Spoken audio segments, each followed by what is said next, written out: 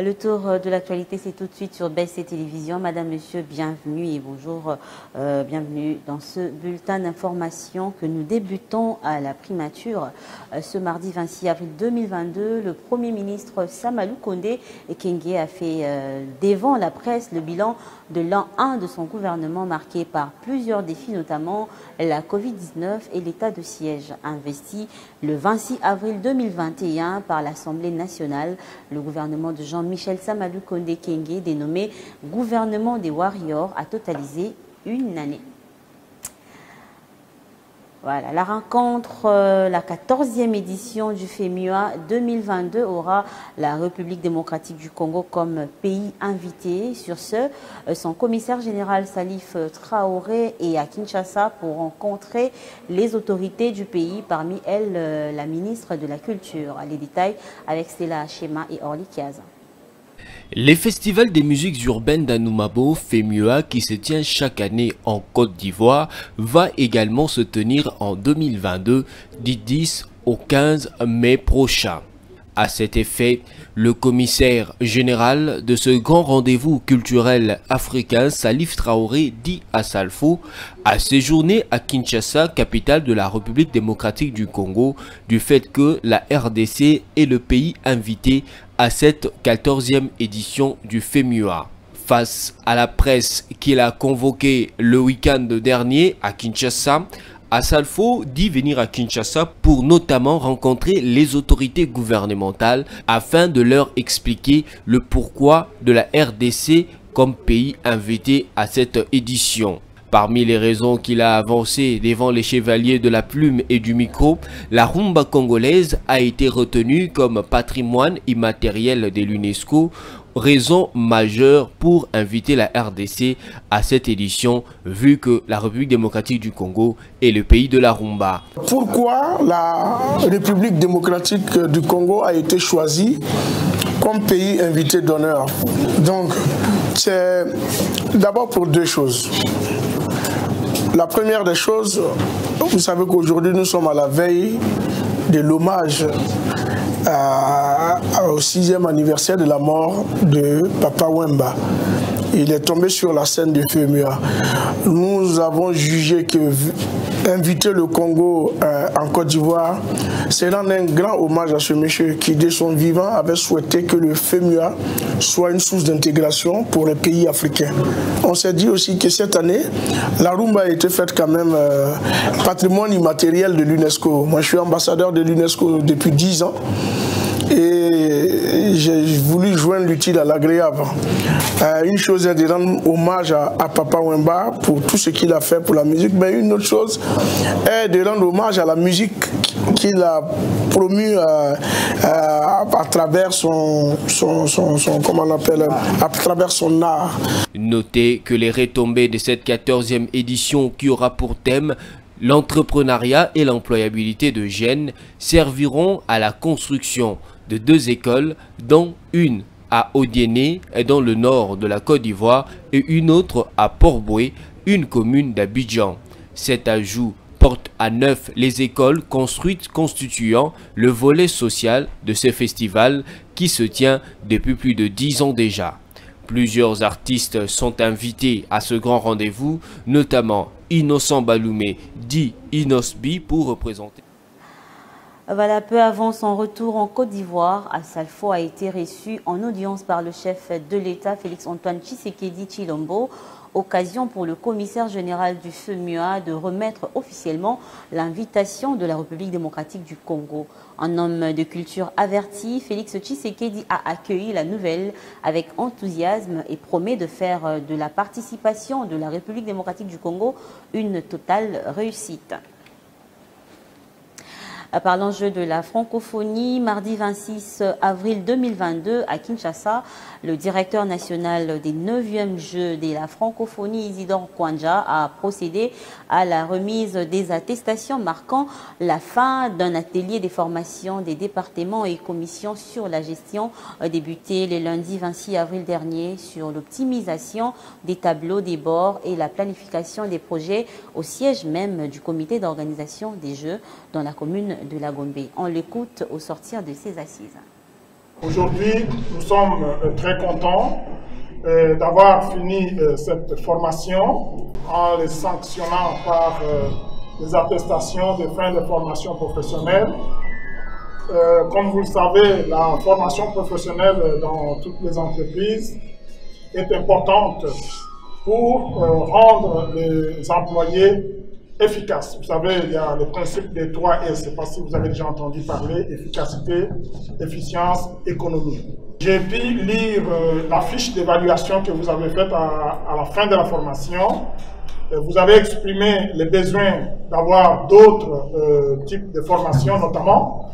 Et donc, c'est vraiment quelque chose de bon, que ça vienne de vous, que vous exprimez le besoin d'être de plus en plus formé pour que vous soyez efficace.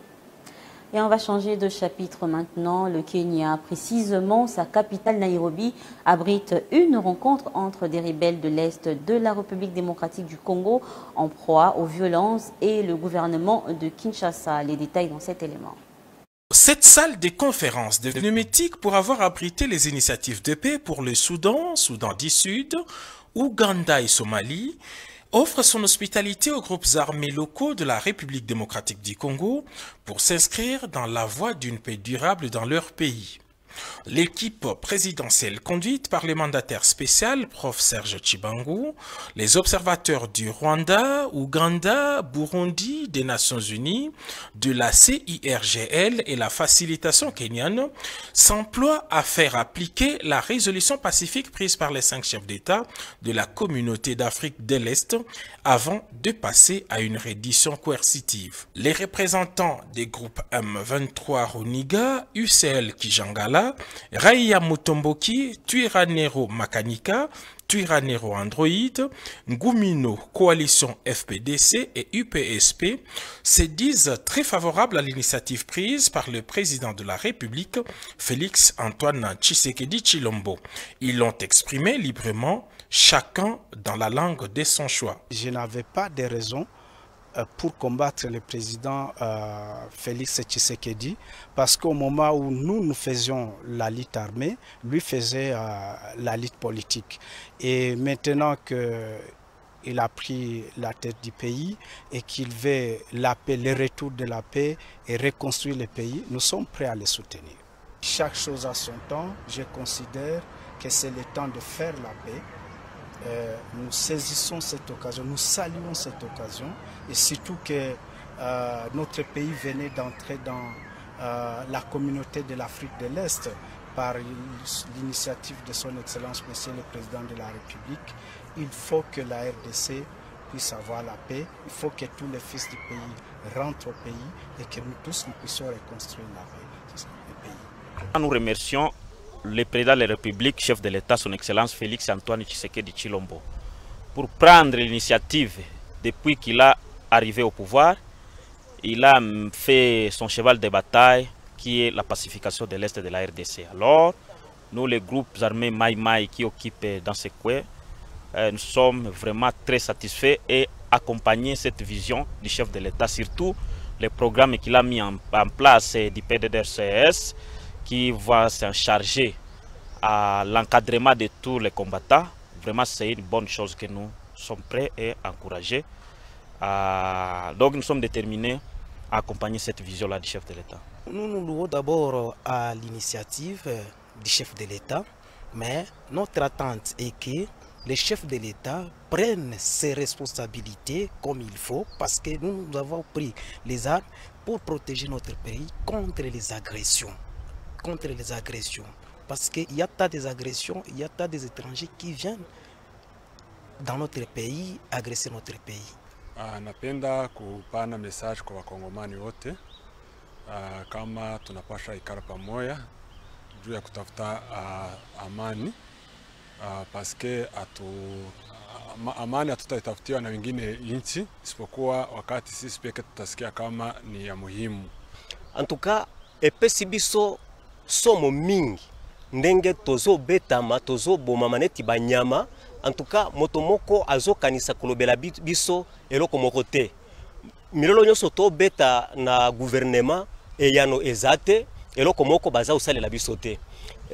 Na mayetoli kokutana awa eza pamba te mpona makambo ya bagroupe armé, mais esengeli bakongolais bayeba ete na Sud Kivu problème eza les groupes armés te, mais aussi le problème politique et judiciaire. En tout cas tobeti mololo na tandi maboko liboso ya chef de l'État son excellence Félix Antoine Tshisekedi Tshilombo asalela biso manso ayanula biso pote tozwa biso pe elikia tozala nete bandeko mususu bo bakongolais bo bazana sembo.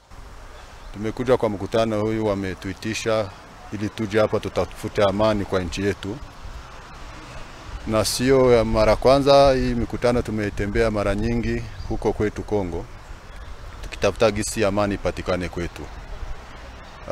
Na tumeongea zaidi na government yetu ya Kongo, lakini hatukufikia kwa lengo la kupata amani hiyo. Na tumekuja huku Kenya, huenda tunaweza tukapata bahati ya kupata amani hiyo. Kitu ambacho tutalomba government yetu, tunasi government yetu itie nguvu, tuangalie kama tutapata amani kwetu. Plusieurs autres chefs de guerre du Nord Kivu et de l'Ituri attendent d'être transportés à Nairobi depuis leur point de ralliement à Goma. Pour le groupe réfractaire à ces processus, le sommet de Nairobi s'est engagé à déployer. Et on va prendre cette information avant de boucler complètement ce bulletin. Suite à l'éboulement de terre qui a eu lieu à Kadutu dans la ville de Bukavu au Nord Kivu, le bilan de dégâts porte le nombre de 5 morts, contrairement à ce qui se dit sur les réseaux sociaux. Les détails. Ce qui est diffusé dans les réseaux sociaux, voici le bilan à l'heure actuelle. Par rapport à l'éboulement qui a eu lieu sur la colline qui surplombe vite ferme en face du lycée WIP. Bilan humain, à ce stade, nous enregistrons 5 morts.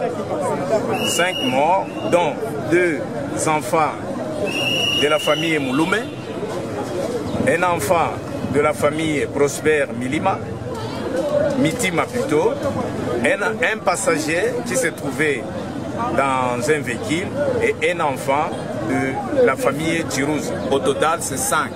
Contrairement à ce qui est diffusé dans les réseaux sociaux, il y en a qui parlent de 85, il y en a qui parlent de plus. Non, c'est jusque-là, c'est 5 enfants et je viens de vous donner les précisions sur leur origine et identité. Bilan matériel, il y a 5 maisons écroulées. Il y a également 4 véhicules endommagés. Pour les blessés, il y a eu 9 qui ont été... certains sont acheminés à l'hôpital provincial général de référence de Bukavu, d'autres au centre hospitalier de l'Istem, d'autres... Et voilà, c'était là l'essentiel de l'actualité. Merci à vous de nous avoir suivis, mais restez avec nous car le programme continue sur BC Télévision.